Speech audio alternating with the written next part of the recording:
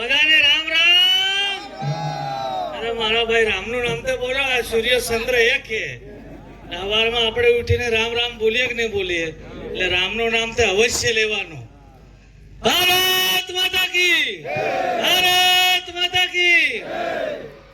આજે ઠેઠ ઉમરગામ થી અરે અંબાજી થી કેવડિયા સુધી આ રથનું અંબાજી થી 51 શક્તિપીઠ ને ત્યાંથી આપણા ગુજરાતના મુખ્યમંત્રી ભૂપેન્દ્ર પટેલ સાહેબે શુભારંભ કરી ની યાત્રા આપની વચ્ચે અહીંયા આવી છે. ત્યારે ભગવાન બિરસા મુંડા 150મી જન્મ જયંતિ જનજાતિ ગૌરવ યાત્રા આપણી સરકારની યોજના હોય, વિકાસ કરેલો હોય, હજુ પણ 2047 સુધી આપણા દેશના વડાપ્રધાન મોદી સાહેબનું સપનું સાકાર કરવા માટે આ યાત્રા અહીંયા આવી પહોંચી હતી. ત્યારે અહીંયા મંચ પર અમારા સાથી આદિજાતિ મંત્રી એવા બીસી બરંડા સાહેબ, આપણા સાંસદ એવા જશુભાઈ રાઠવા સાહેબ, આપણા પાર્ટીના પ્રમુખ એવા મયંક દેસાઈ સાહેબ, આપણા જ બધા પરદેશમાંથી અભિષેક મેડા, એમની સાથે પરદેશની ટીમ અને તાલુકા પંચાયત સભ્ય, જિલ્લા પંચાયત સભ્ય,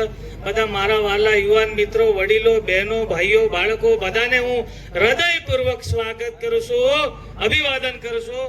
મિત્રો, આજે બિરસા મુંડા ભગવાન 1875માં જન્મ થયો અને અંગ્રેજોને બાદ ભીડી અને બાદ ભીડતા ભીડતા આપણા આદિવાસી સમાજને એક કરવા માટે ઘણા પ્રયત્ન કર્યા. પણ મિત્રો, અગાઉની સરકારે આવા ઇતિહાસકારો બધા દબાવી રાખ્યા હતા. અગાઉની સરકારે કોઈ યાદ નતું કરાયું. આ મોદી સાહેબે આવા વીર પુરુષો, આવા વીર મહાનાયકો અને આ જાગરણ કરવા માટે, ઉજાગર કરવા માટે આ રથ તમારી વચ્ચે આવી છે મારા ભાઈ. આવા આપણા દેશના વડાપ્રધાન નરેન્દ્ર મોદી સાહેબ કરેલા વિકાસ અને યાદ કરાવવા માટે હું તમારી વચ્ચે આવ્યા. આ ભૂલી નહીં જાય એટલા માટે, કેમ કે બીજાને હમણાં ઘણા લોકો વાતો કરે, અમે આમ છે, અમે જંગલના ટાઈગર. અમે ટાઈગર નથી, અમે પણ ટાઈગર હે. અમે આદિવાસી હે, અમે પ્રકૃતિ પૂજક હે, અમે ખતરજીને પૂજવા વાળા હે. આપણે ખતરજીને પૂજે, ખેડાની માતાને પૂજે, કાળકામાં પાવાગઢ વાળી ડોડા સડાવીએ, ડોડા પાકે તેને આલુ પડે અડધો અનાજ. આપણા બાપ દાદા હાલતા હતા અને બાબા દેવે સડાવતા હતા, બધી વ્યવસ્થા કરતા હતા. આવા આપણા આદિવાસી પરંપરા ભૂલી નહીં જાય એટલા માટે અમે તમારી વચ્ચે આવ્યા. મિત્રો, આપણા દેશના વડાપ્રધાન મોદી સાહેબે આખી દુનિયાની અંદર ડંકો વગાડી દીધો.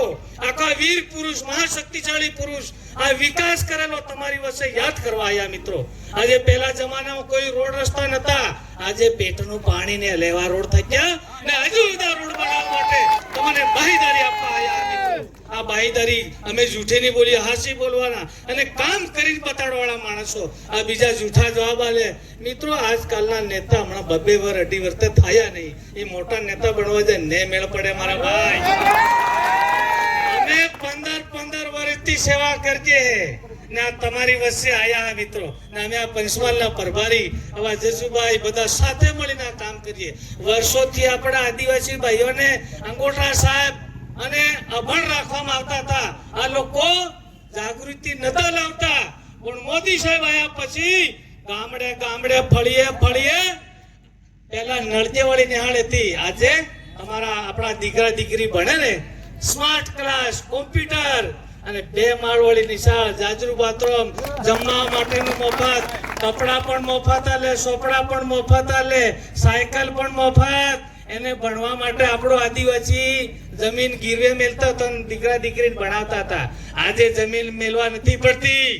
સરકાર ફ્રી શિપ કાર્ડમાંથી એને એન્જિનિયર થવું હોય, ડોક્ટર થવું હોય, દરેક જગ્યાએ આગળ ભણવા માટેની સરકાર પૂરેપૂરા રૂપિયા આલે ને ભણવા માટે. આ એનું કેવા આયા અમે રૂપિયા ફાળ્યા, 10,000 કરોડ રૂપિયા ફાળ્યા. આખું બજેટ, એટલું બજેટ ફાળવી નાખ્યું. એ ખાતામાં બધાને હાલવાના મારા ભાઈ. બધાને જેને નુકસાન થયું સર્વે કરાવી અધિકારી બધા તમારા ખાતામાં પૈસા નાખવાના. મિત્રો, ને મોદી સાહેબ દિલ્હીથી કિસાન નિધિના પૈસા નંબર નકલમાં જેટલા નામ આવતા હોય હજુ પણ ને આવતા તે વરસાઈ કરાવીને નકલમાં નામ નોંધાડી દેજો. એટલા નકલ વાળા પૈસા પડે એનું યાદ કરવા આયા હું. આ ભૂલી નહીં જાય. નકલ વાળા પૈસા પડે, મોદી સાહેબ ના પૈસા પડે, બેંકમાં લાઈન. આપણે તો પ્રકૃતિ પૂજક કે આપણે તો આદિવાસી સમાજના વીર પુરુષ, શક્તિશાળી પુરુષ, આમી સાથે ખુલ્લા આમ ગોળી ખાવાળા માણસ, રાશી ઓછી નમાવાળા માણસ નહીં મળે. સાથી ટોકીને બોલનારો માણસ, અમારો આદિવાસી ભાઈ, ગરીબ ભાઈ, આજે કિસાન નિધિના પૈસા આપણા ગામની અંદર એક માણસ નહીં, એક ખેડૂતની 4 દીકરા હોય, 4 દીકરા પરણાવી દે અને પછી જુદા કરી દે, પોતપોતાના ખેતરમાં મકાન બનાવી દે. મકાન બનાવ્યા પછી ડોસા હાલેક નહીં આવતા દાદા, કોઈ હાલતું નહીં. મોદી સાહેબ હિતના ઉંમરવાળા પૈસા ખાતામાં પૈસા પાડે. ઉંમરવાળા